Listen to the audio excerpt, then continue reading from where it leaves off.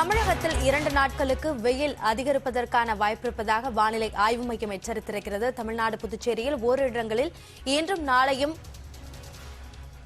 இந்த வெப்பநிலை என்பது அதிகரிப்பதற்கான வாய்ப்பிருப்பதாக சொல்லப்பட்டிருக்கிறது. கூடுதல் விவரங்களை நம்முடைய செய்தியாளர் தமிழரசியிடம் கேட்கலாம். தமிழரசி, இதற்கான காரணம் என்னவாக சொல்லப்பட்டிருக்கா? அபிநயா, 22, 23 அதாவது இன்று மற்றும் நாளை ஆகிய 2 தினங்கள் தமிழகம், புதுவை மற்றும் காரைக்கால் பகுதிகளில் பொதுவான வறண்ட வானிலை நிலவக்கூடும் என்றும் ஓரிரு இடங்களில் அதிகபட்ச வெப்பநிலை இயல்பை விட 2 முதல் 3 டிகிரி செல்சியஸ் அதிகமாக இருக்கக்கூடும் என்று வானிலை ஆய்வு மையம் அறிவிப்பு வெளியிட்டிருக்கிறது.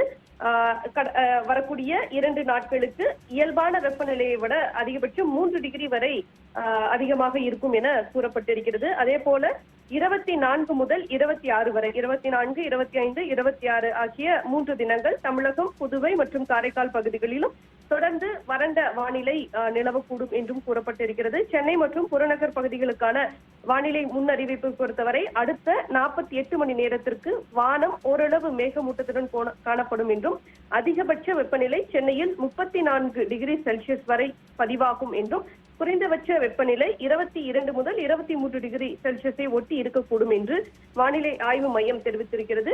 கடந்த 24 மணி நேரத்தில் மழை அளவு எங்கும் பதிவாகவில்லை என்றும் எச்சரிக்கை தெரிவிக்கப்பட்டிருக்கிறது. மீனவர்களுக்கு எந்தவிதமான எச்சரிக்கையும் விடுக்கப்படவில்லை. அபிநயா, விவரங்களை பதிவு செய்தமைக்கு நன்றி தமிழரசி.